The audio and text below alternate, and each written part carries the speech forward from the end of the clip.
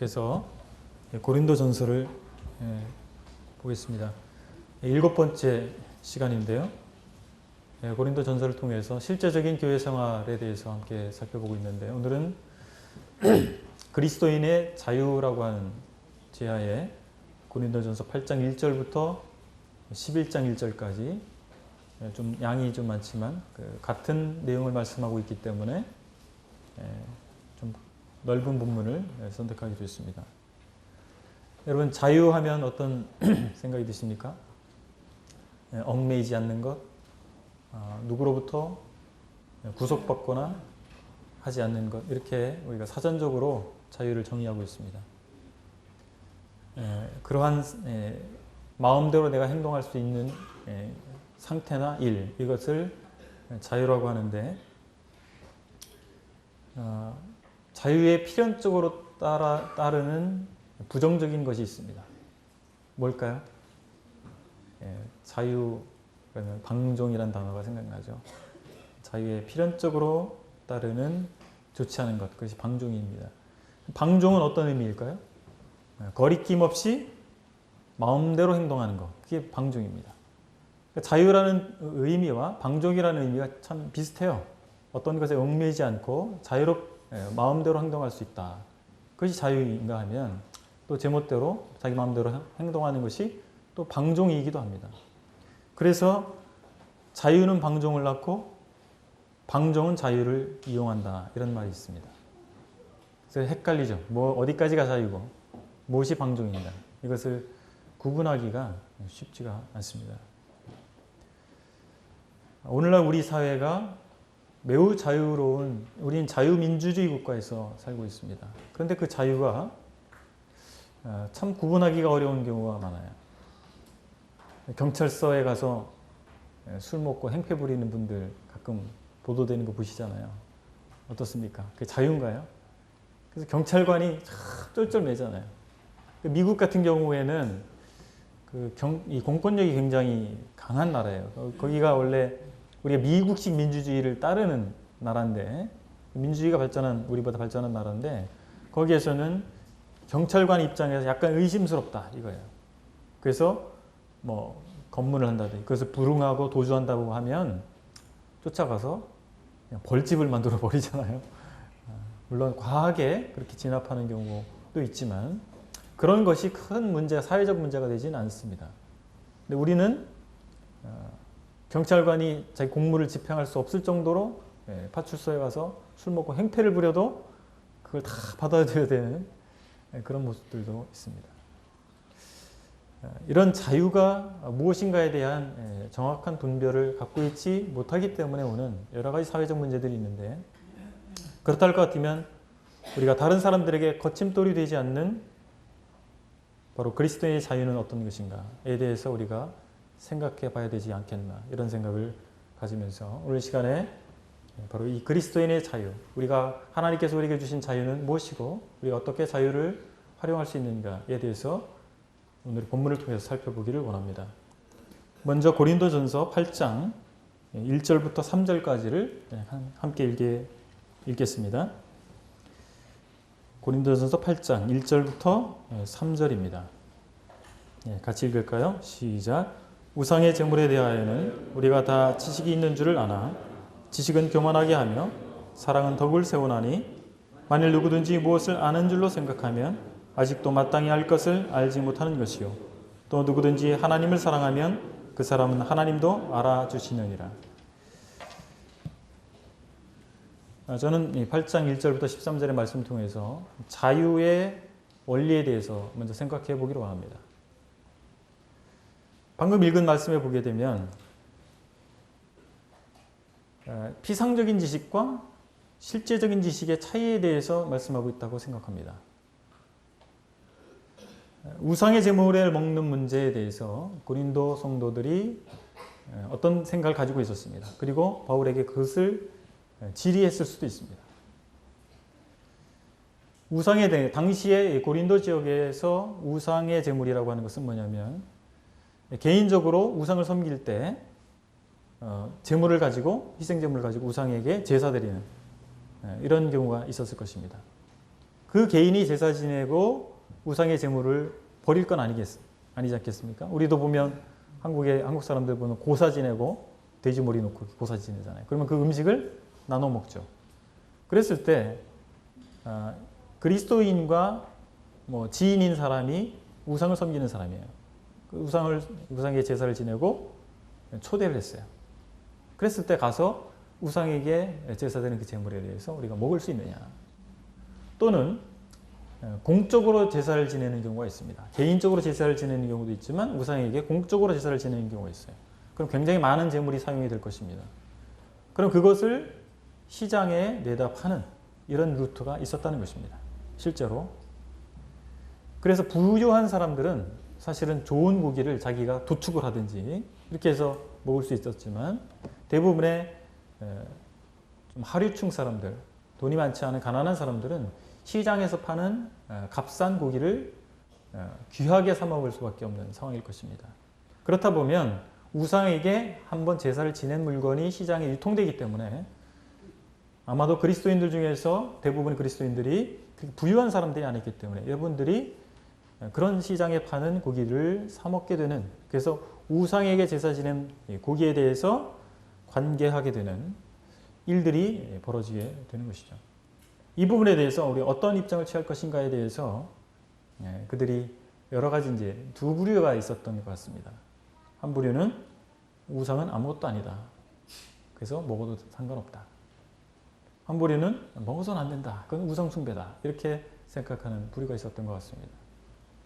이 부분에 대해서 바울은 이제 설명하고 자신의 분별에 대해서 얘기해주고 싶었던 것입니다. 1절에 보면 바로 이 지식은 교만하게 하는 것이다. 이렇게 말씀하고 있고 반면에 사랑은 덕을 세운다. 이렇게 말씀하고 있는데 고린도 성도들이 이 지식을 가지고 있었습니다. 어떤 지식을 가지고 있었냐면 이어지는 말씀에 보게 되면 4절에 보면 우상의 제물을 먹는 일에 대하여 우리가 우상은 세상에 아무것도 아니며 또한 하나님은 한 분밖에 없는 줄 안다. 이것이 고린도 성도들이 가지고 있었던 지식입니다. 지식은 교만하게 한다고 했을 때 그들이 우상은 아무것도 아니고 그래서 우상에게 제사 지낸 것이 나에게 전혀 문제가 되지 않는다라고 하는 그 지식입니다. 여러분 어떻게 생각하십니까? 누군가의 집에 초대를 받았는데 고사 지낸 음식을 대접을 받았어요. 드시겠어요? 드시지 않겠습니까? 우리는 그 우상이 아무것도 아니기 때문에 아무것도 아닌 것에 제사 지낸 음식이 전혀 문제가 없다라고 하는 분별을 가질 수가 있습니다. 그런데 그것이 과연 실제적인 지식이냐라고 하는 것입니다. 사랑에 대해서 말씀하고 있는데 저는 이 부분을 실제적인 지식이라고 생각합니다. 바울이 말했던 사랑은 덕을 세운다. 지식은 교만하게 하는 것이다. 이렇게 양비해서 말씀을 하고 있는데 이 비상적 지식은 그 문제를 해결하는 데 아무런 도움을 주지 않는 것입니다. 그냥 자기 생각이고 자기 분별을 주장할 뿐입니다. 그런데 사랑은 자기의 유익을 붙이지 않는다고 고린도전서 13장에서 말씀하고 있는 대로 그 지식대로 내가 그런 지식을 갖고 있기 때문에 그냥 지식에 따라서 나는 이렇게 하면 된다라고 생각하지 아니하고 다른 사람의 유익을 구하는 태도를 취하게 됩니다. 그러면 이 실제적인 지식은 어디로부터 올까요? 주님과의 친밀함을 통해서 온다고 생각이 됩니다. 우리가 어떤 교훈이나 어떤 공부를 할 수가 있습니다. 교훈을 들을 수가 있고 공부를 할 수가 있습니다. 성경을 읽게 되면 성경 속에 나타난 어떤 기준들을 알게 됩니다. 성경 공부를 통해서 또 더 깊이 알 수가 있습니다. 또 말씀을 듣게 되면서 그런 분별력을 갖게 됩니다. 저는 그런 지식들이 나쁜 것이라고 말씀드리고 싶지 않습니다. 다만 그것이 실제적인 지식이냐 아니면 비상적인 지식이냐라고 하는 것입니다. 실제적인 지식은 무엇입니까? 주님과의 친밀함을 통해서 그분의 본심을 아는 것입니다. 주님께서 의도하신 바가 무엇인가에 대해서 깊이 이해하는 것입니다. 그럴 때 3절의 말씀이 적용되지 않나 생각이 됩니다. 누구든지 하나님을 사랑하면 그 사람은 하나님도 알아주시느니라. 우상은 하나님을 대신하는 것이 될 수 없습니다. 그런데 그런 우상은 아무것도 아니다. 그리고 하나님이 대신하는 것이 될 수 없고 이런 분별을 갖고 있는 것이 중요합니다. 그러나 그것보다 더 중요한 것은 하나님은 어떤 분이신가에 대해서 실제적으로 그분과의 동행을 통해서 그분과의 친밀함을 통해서 경험적으로 아는 것이 얼마나 중요한가라고 하는 것입니다. 우리는 성경에 대해서 또 하나님의 뜻에 대해서 피상적인 지식만을 갖고 있을 수가 있다는 사실입니다. 그러나 우리가 가져야 될 것은 무엇입니까? 그분과의 친밀함을 통해서 그분이 정말 어떤 마음을 가지고 있는가를 아는 것입니다. 하나님의 마음, 그리스도의 마음을 우리가 갖게 될 때 우린 그 마음대로 행동하게 될 것입니다. 그 마음에 따라서, 그 마음의 감동함을 따라서 행동하게 될 것입니다. 근데 고린도 교회의 성도들 중에 일부는 정말 하나님의 마음을 이해한 것이 아니고 그냥 피상적인 분별을 가지고 있었습니다. 그래서 그들 가운데 문제가 있었던 것이죠. 8절 이하를 보게 되면 8장 7절 이하인데요. 8절을 보시면 음식은 우리 하나님 앞에 내세우지 못하나니 우리가 먹지 않는다고 해서 더 못 사는 것도 아니고 먹는다고 해서 더 잘 사는 것도 아니라. 음식은 사실 아무것도 아니다. 음식을 가려 먹는다고 해서 더 하나님 잘 섬기는 것도 아니고 그것이 더 경건한 삶을 살도록 하는 것도 아니다. 음식은 사실 그런 문제의 것이 아니다 라고 바울은 말하고 있습니다. 그러면 여기서 말하고자 하는 것은 무엇입니까? 두 번째 자유의 원리는 이타의 원리입니다. 중요한 것은 깨끗한 음식이 아니라 깨끗한 마음이다. 그래서 사실은 믿음이 약한 사람들은 이 부분을 혼동하는 것이죠. 어떤 형식과 실제 내용과 이런 연관성에 대해서 혼동하게 될 때 깨끗한 음식을 먹을 때 우리의 마음도 깨끗해질 것으로 혼동하게 되는 것입니다. 그런데 우리가 생각해 볼 것은 주님께서 믿음 안에 있는 형제 자매들을 위해서 죽으셨다는 사실입니다. 그분들을 위해서 죽으셨어요. 우리 11절에 있지 않습니까? 그는 그리스도께서 위하여 죽으신 형제라. 그렇기 때문에 주님께서 그들을 위해서 죽으실 정도로 사랑하셨기 때문에 나도 그들에 대해서 주님과 같은 입장을 취할 필요가 있다는 사실입니다.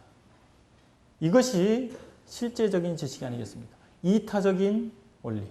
우리가 자유를 사용하게 될 때 나는 이 부분에 대해서 자유롭다라고 하는 것에서 내가 그런 분별을 가지고 있기 때문에 행동하는 것이 아니라 믿음 안에 있는 형제 자매들을 고려하는 가운데서 그들의 입장을 생각하고 그들의 분별을 존중하고 이런 가운데서 우리 조심스러워야 된다는 사실입니다. 그래서 나의 자유를 스스로 제한할 수 있다라고 하는 것이죠. 그것이 참다운 자유다. 13절에서 바울은 이렇게 말합니다. 그러므로 만일 음식이 내 형제를 실족하게 한다면 나는 영원히 고기를 먹지 아니하여 내 형제를 실족하지 않게 하리라. 바울은 어떤 사람입니까? 성경교사였습니다.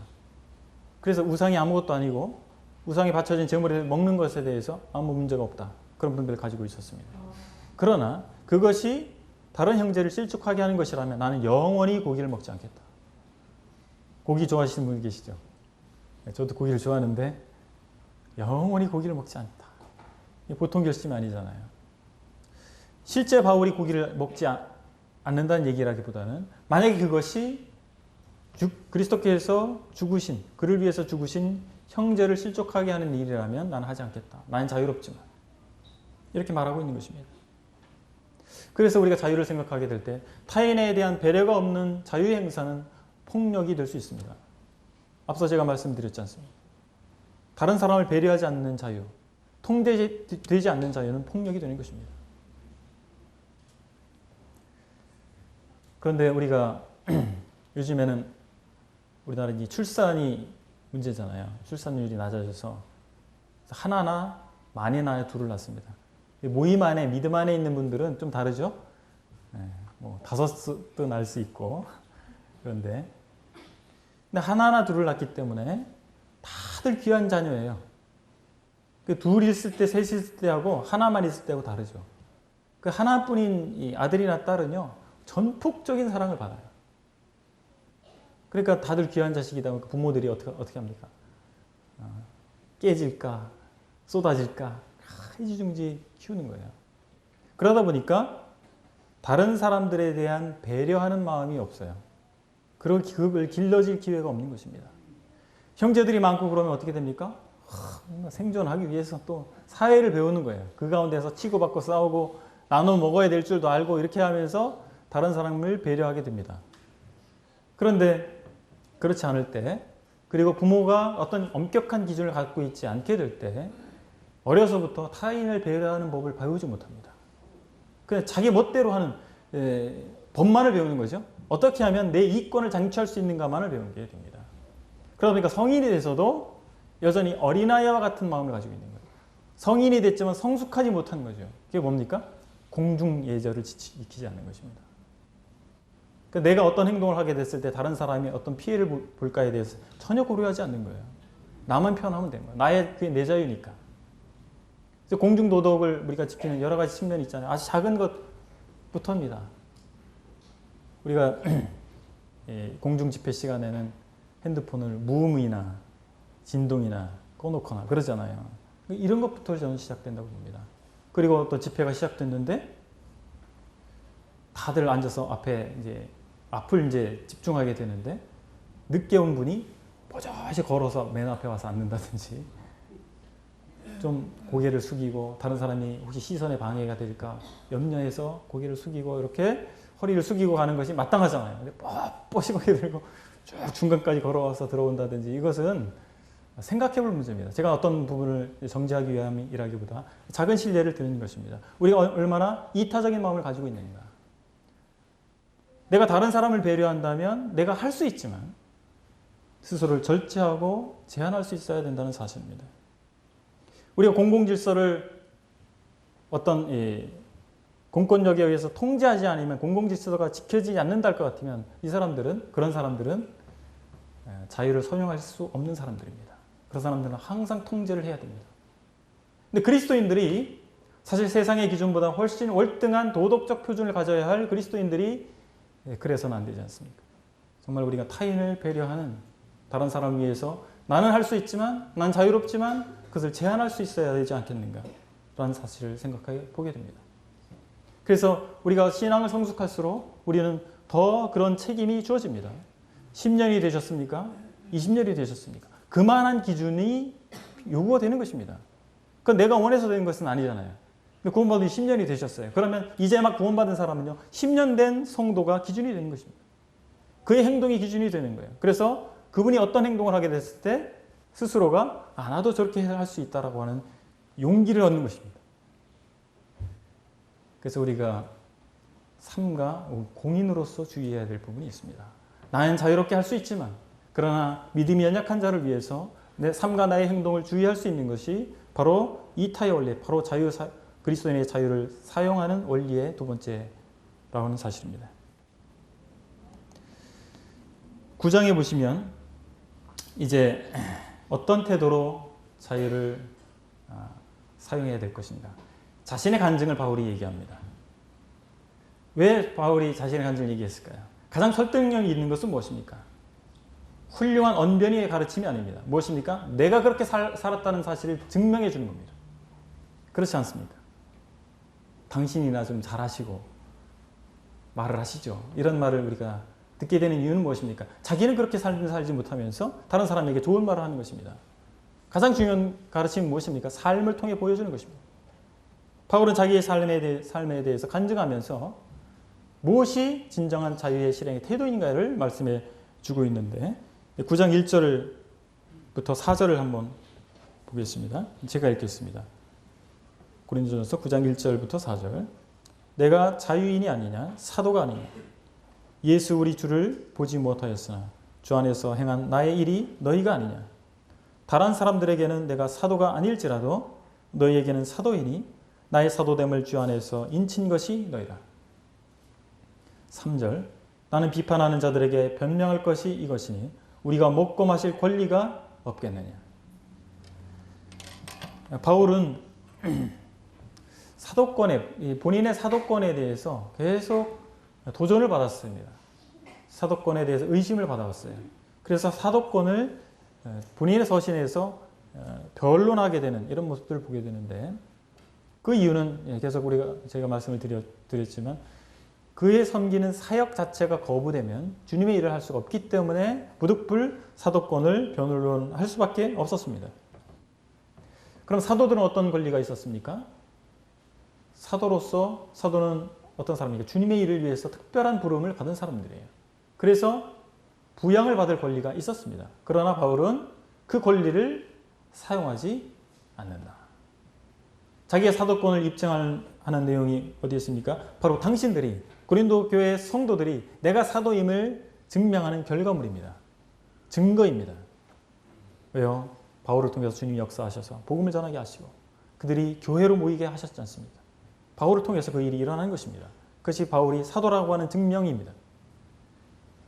이어지는 말씀에서 우리가 먹고 마실 권리가 없겠느냐. 그 권리에 대해서 말하고 있습니다.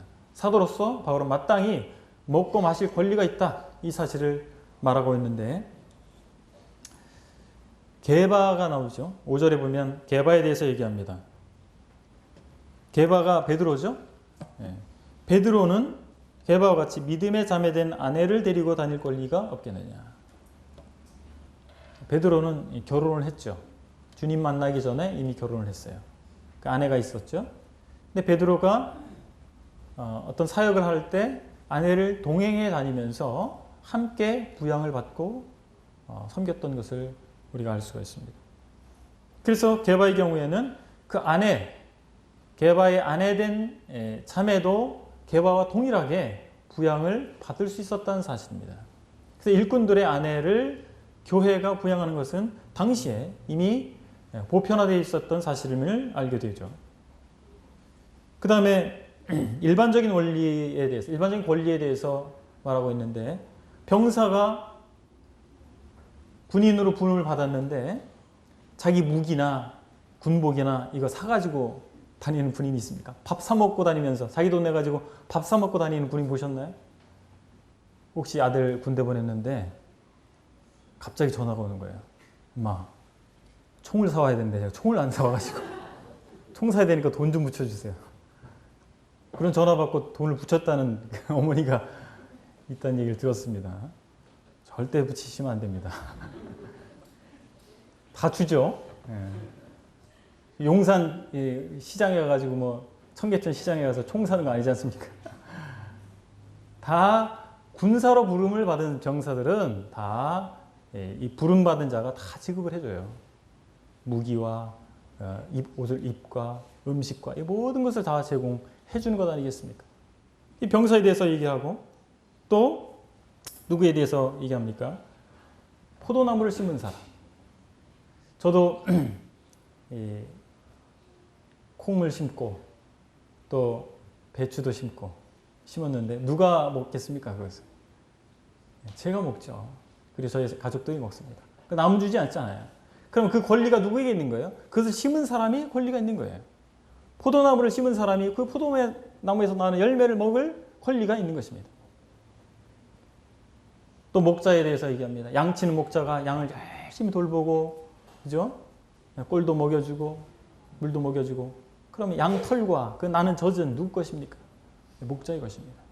바로 이런 일반적인 권리에 대해서 말해주면서 바로 하나님의 말씀을 통해서 사람들이 구원받게 하고 그들이 믿음이 성장하도록 믿음 안에서 살 수 있도록 하는 사람이 마땅히 물질적인 필요를 공급받을 권리가 있다는 사실을 말해주고 있습니다. 또한 이 권리가 신구약을 통틀어서 통하는 진리라는 사실을 13절에 보게 되면 성전의 일을 하는 이들은 성전에서 나는 것을 먹으며 제단에서 섬기는 이들은 제단과 함께 나누는 것을 너희가 알지 못하느냐. 실제로 성전에서 섬겼던 제사장들은 그 제물을 드리고 제사를 드리는 그런 부유물들에 대해서 고기와 이런 것들에 대해서 권리가 있었습니다. 그것으로 먹고 살았습니다.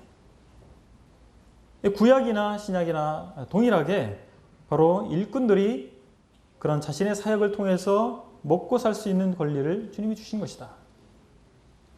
14절에는 더 구체적으로 말합니다. 이와 같이 주께서도 복음을 전하는 자들이 복음으로 말미암아 살리라 명하셨느니라.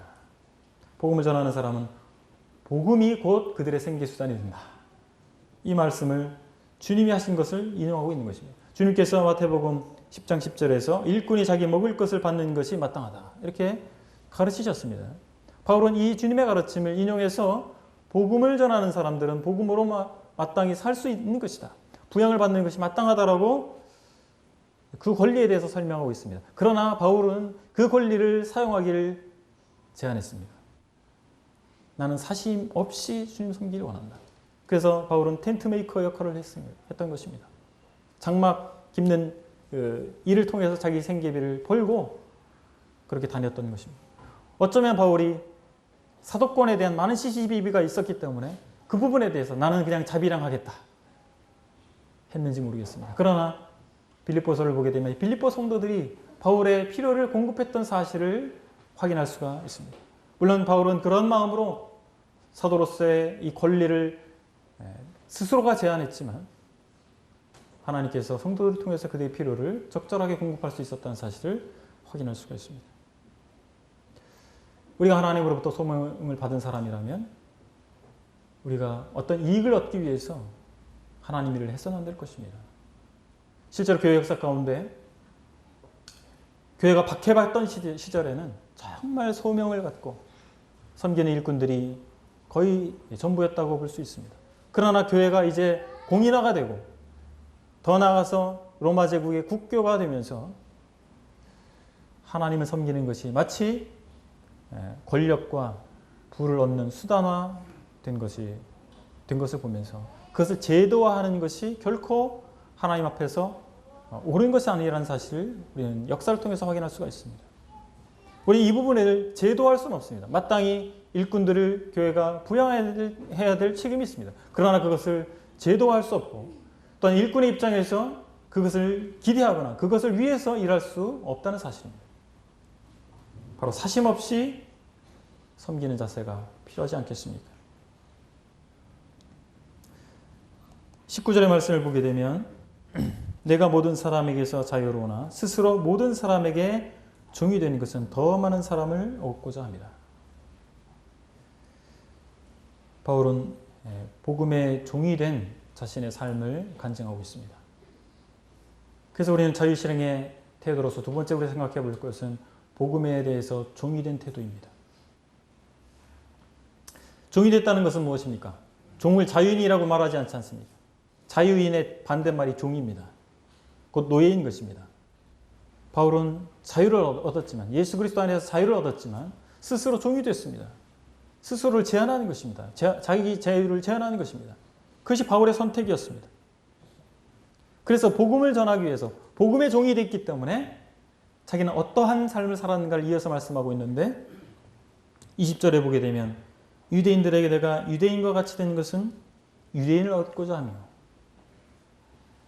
율법 아래 있는 자들에게는 내가 율법 아래 있지 아니하나 율법 아래 있는 자 같이 된 것은 율법 아래 있는 자들을 얻고자 하며 바울이 말하고 있는 부분은 교리적인 문제를 얘기하고 있는 것이 아닙니다. 다른 교리를 내가 인정했다.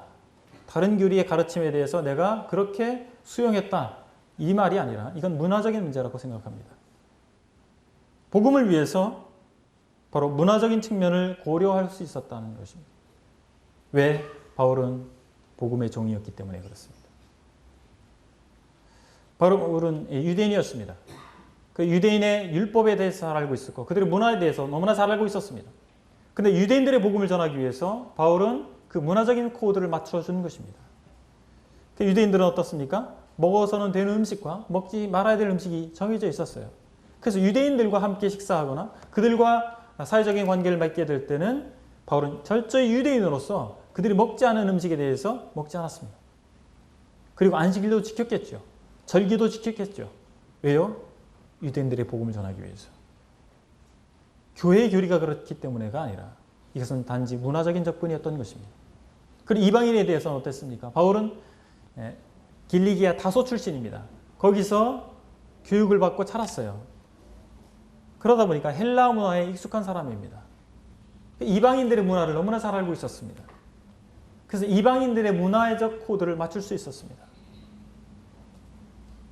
바로 이런 부분을 우리가 생각해 볼 문제라고 하는 것입니다. 우리가 살고 있는 한국의 문화와 또 한국 사람들의 가치관을 우리가 무시할 수 없습니다. 우리 복음을 전하기 위해서 그들의 우리가 복음을 전도의 대상으로 하고 있는 사람들의 언어의 선택이라든지 그 다음에 문화적인 부분들에 대해서 이해하고 그들이 납득할 수 있는 수준의 언어 사용을 해야 된다는 사실입니다. 그래서 우리 교회는 목사님이 없습니까? 예. 성경에서 목사라는 단어가 나옵니다. 그래서 우리는 믿음 안에서 다 왕같은 제사장이라는 사실을 우리가 믿고 있고 그렇게 순종해야 합니다. 그러나 우리 밖의 사람들에 대해서 그들이 이해하지 못하는 표현을 하게 됐을 때 우리 많은 장애에 부딪히게 되고 우리가 복음을 전하는 데 있어서 많은 벽을 만나게 될 것입니다. 그래서 이런 부분에 대해서 우리는 지혜로울 필요가 있는 것입니다. 그것을 우리가 타협으로 보면 우리는 어떤 것도 할 수 없을지 모르겠습니다. 바울은 계속해서 복음에 참여하고 싶어하는 그런 열정을 가지고 있었습니다. 9장 23절에 보게 되면 복음에 참여하고자 합니다. 복음을 전하기 위해서 그는 이런 바로 문화적인 접근을 할 수 있었다는 사실입니다. 자신의 특별한 분별을 가지고 있었을 것입니다. 자신만의 분별을 가지고 있었을 것입니다. 그러나 그들에게 복음을 전하기 위해서 나는 그런 나의 자유를 제한할 수 있었다. 왜냐하면 복음의 종이기 때문이었다는 것입니다. 우리가 또한 생각해 볼 수 있는 것은 헌신의 문제입니다. 바울은 24절부터 27절의 말씀을 통해서 바울이 그러한 선택을 했기 때문에 자기는 사도의 권리를 또한 스스로 제한해야 했기 때문에 또한 복음의 종이 되어야 했기 때문에 바로 이런 부분이 필요한 사실을 말씀해 주고 있습니다. 어떤 부분입니까? 운동장에서 다름질하는 자들과 같은 운동장에서 다름질하는 자들이 어떤 사람들입니까? 전에 말씀드린 것처럼 이 고린도 지역에서는 이스미안 경기라고 하는 이스미안 게임이라고 하는 운동 경기가 열렸습니다. 그래서 고린도 성도들은 그런 부분에 대해서 매우 익숙했어요. 운동 경기하는 것에 대해서. 지금 오늘날도 운동 경기를 하지 않습니까? 태능 선수촌에 가면 그 국가대표 선수들이 정말 새벽부터 한밤중까지 고된 훈련을 다 감당하면서 자기의 모든 자유를 제한하고 거기서 훈련을 받습니다. 무엇을 위해서 그럴까요? 국가를 대표하는 사람이기 때문에 메달을 따기 위해서 성적을 거두기 위해서 그들은 훈련하고 있는 것입니다. 우리가 주님을 위해서 살고자 한다면 우리가 스스로 우리의 자유를 하나님의 영광을 위해서 제한한다 할 것 같으면 우리는 많은 대가가 지불돼야 될 것입니다. 그것이 바로 운동장에서 다름질하는 사람들과 같은 운동선수와 같은 국가대표 선수와 같은 것이라는 사실입니다.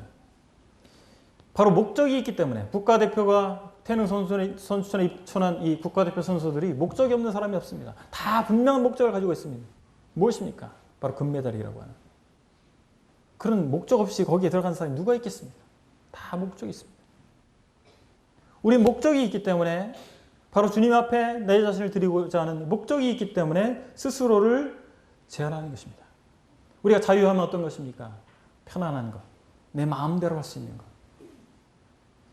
그런 생각이 연상이 되지 않습니까? 그런 상황이 연상이 되지 않습니까? 그러나 그리스도의 자유는 불성실함이나 게으름을 유발하지 않는 것입니다. 바로 헌신하는 자세를 가지고 있는 것이기 때문에. 자유. 그러면 늦게까지 잠자고 쉬고 싶을 때 쉬고 여행도 마음대로 다니고. 여러분 그것이 그리스도의 자유일까요? 태능 선수촌의 선수들 보십시오. 못합니다. 음식도 마음대로 못 먹어요.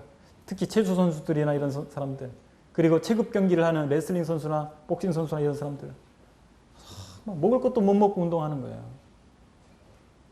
운동하면 얼마나 많은 에너지가 필요해요. 먹을 걸 많이 먹어야 될 것 같잖아요. 근데 먹을 거 못 먹고 운동한단 말이에요. 이게 자유인가요? 그들은 자유를 반납한 것입니다. 무엇을 위해서? 목적을 위해서. 우리가 그리스도인으로서 우리의 자유를 누리는 방법은 무엇입니까? 가고 싶을 때 가고 하고 싶으면 하고 좀 피곤하면 하지 않고 그것이 그리스도의 자유입니까? 여러분 어떤 자유를 누리고 계십니까? 난 그리스도 안에서 자유를 얻었기 때문에 내 마음대로 행동할 수 있어. 내가 하고 싶을 때만 할 수 있어. 여러분 그런 생각을 갖고 계십니까? 바로 헌신의 자세를 우리가 이해하지 못할 때 우리는 그런 방종에 치우칠 수 있을 것입니다. 10장에서는 이제 어떻게 자유를 실행할 것이냐, 구체적으로 이 부분을 말씀하고 있는데 14절을 같이 한번 읽겠습니다. 고린도전서 10장 14절 함께 읽겠습니다. 시작. 그런즉 내 사랑하는 자들아 우상 숭배하는 일을 피하라. 어떻게 보면 이 10장을 요약한 말씀이라고 생각이 되어집니다. 우상 숭배를 피하라. 우리 구체적으로 그리스도인의 자유를 어떻게 적용할 것이냐, 실제 우리의 삶 가운데서 어떻게 적용할 것이냐. 첫 번째는 우상 숭배를 피하라. 우상 숭배할 사람이 누가 있어요? 그리스도인들이.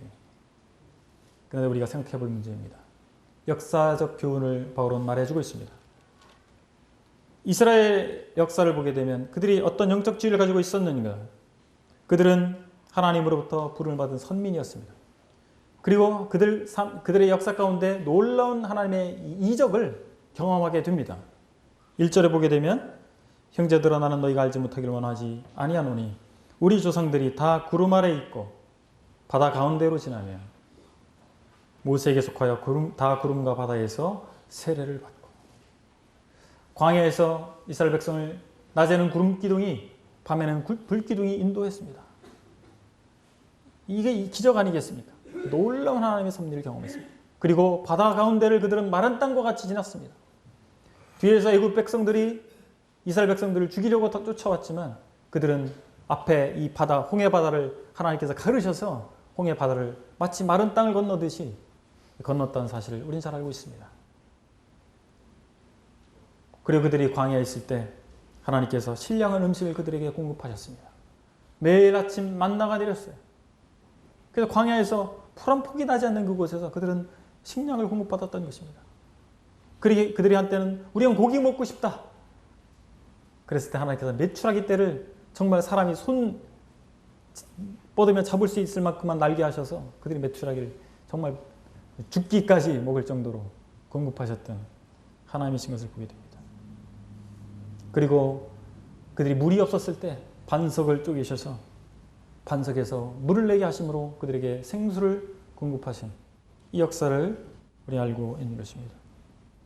그러나 그들이 하나님을 불신했기 때문에 하나님께서 주신 약속의 땅에 대해서 그들이 믿음으로 화답하지 못했기 때문에 여호수아와 갈렙을 제외하고 20세 이상 되었던 모든 성인들은 광야에서 다 엎드러져 죽고 가나안 땅을 밟지 못하게 하셨습니다. 또한 그들이 우상 숭배하게 됐을 때 하나님께서 모세가 십계명을 받으러 거룩한 산에 올라갔다가 내려와 보니까 그들이 금송아지를 만들어 놓고 거기서 춤추고 그런 거 아니겠습니까? 그래서 하나님께서 이들을 다 진멸하겠다. 모세가 하나님의 이름이 욕됨을 얻을 수 있다는 그 모세의 간구에 하나님께서 응답하셔서 그들을 다시 살려주셨습니다.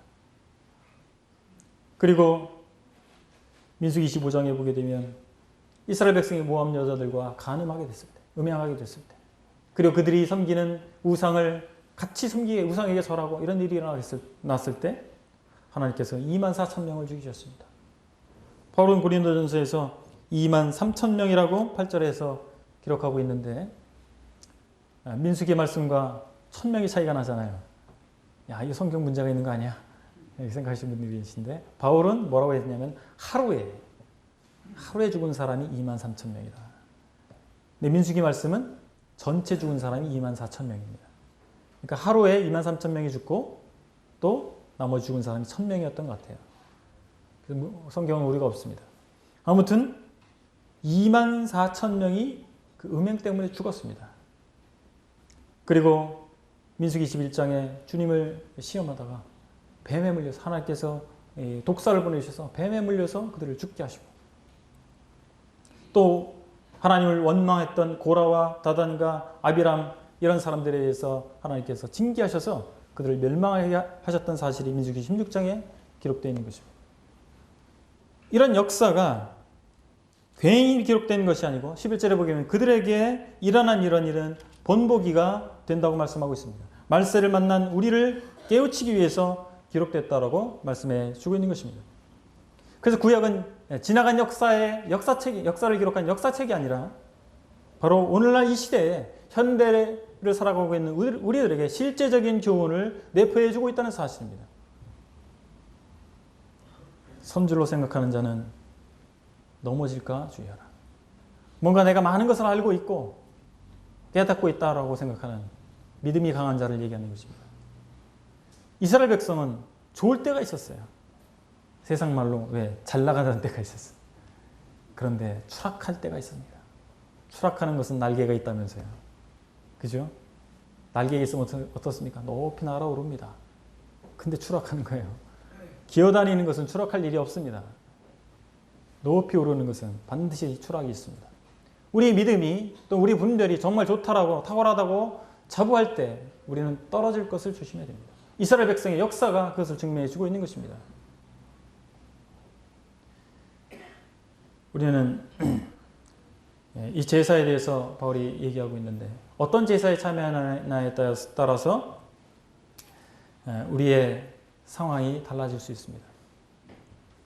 먼저 하나님께 드리는 예배에 대해서 16절로 17절에 말씀해 주고 있습니다. 우리가 축복하는 바 축복의 자는 그리스도의 피에 참여하니 아니며 우리가 떼는 떡은 그리스도의 몸에 참여함이 아니냐.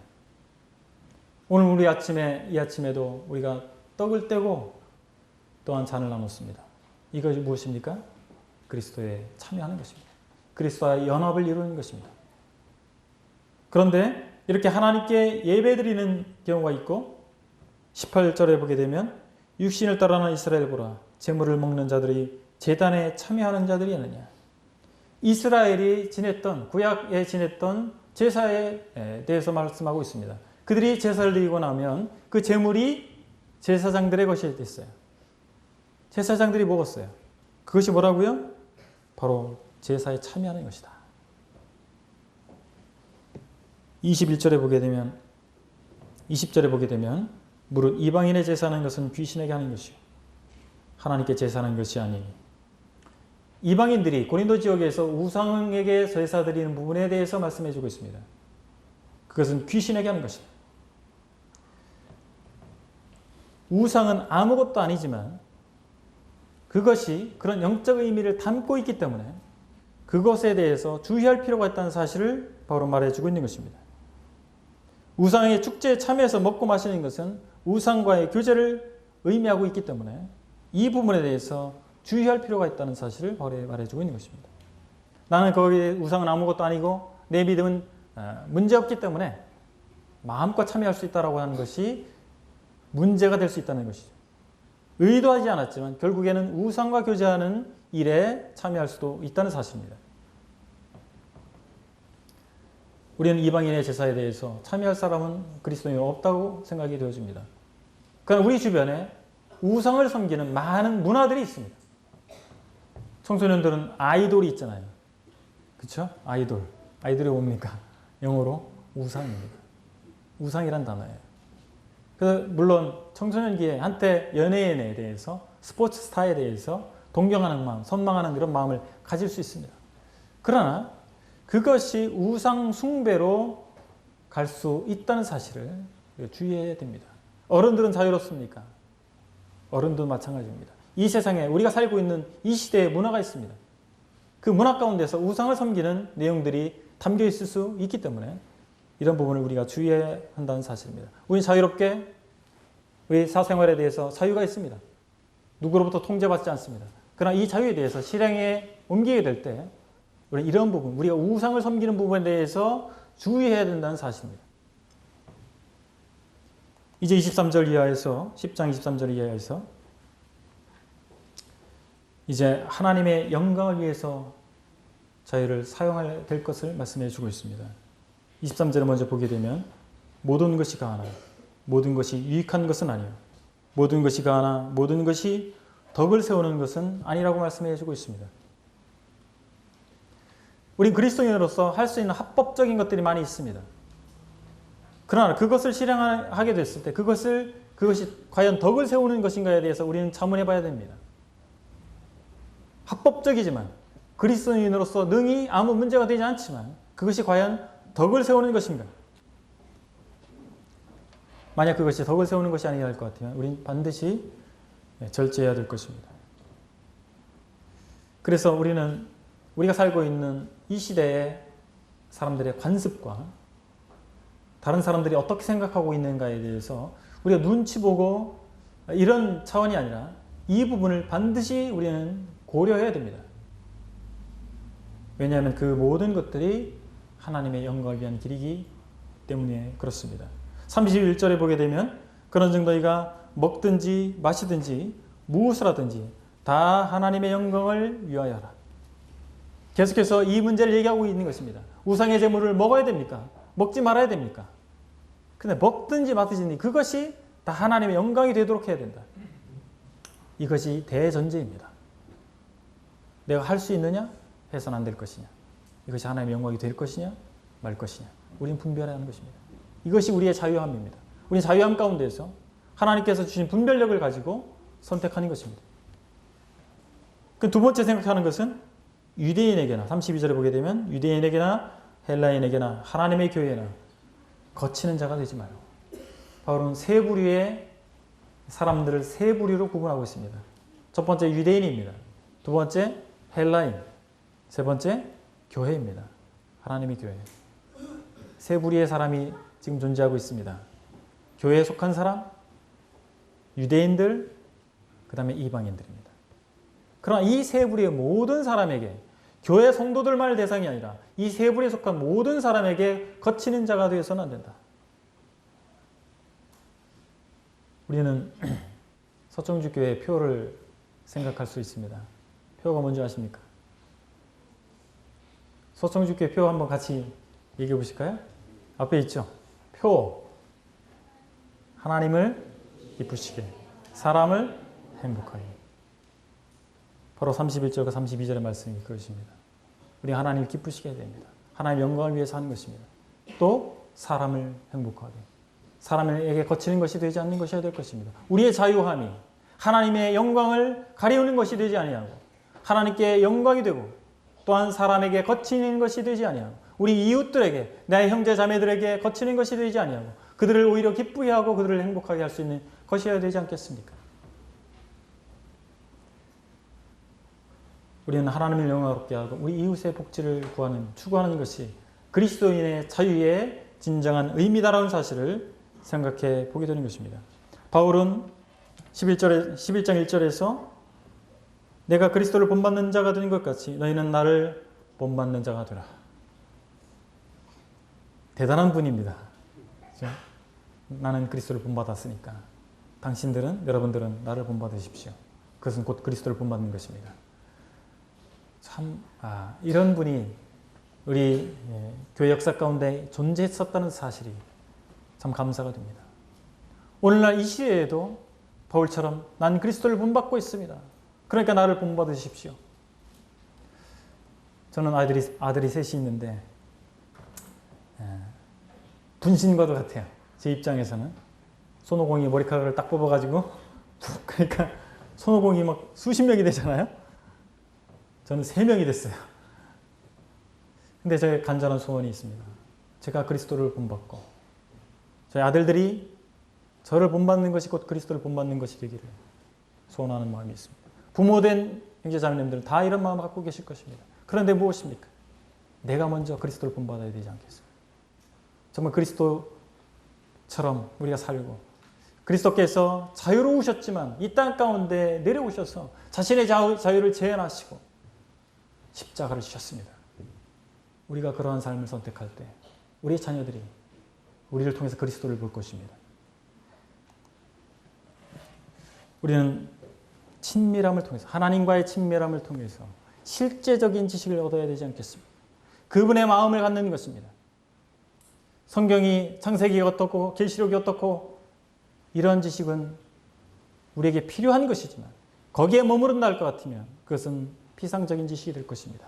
그러나 이 모든 과정을 통해서 하나님의 마음을 소유하게 될 때 우리는 실제적인 지식을 갖게 될 것입니다.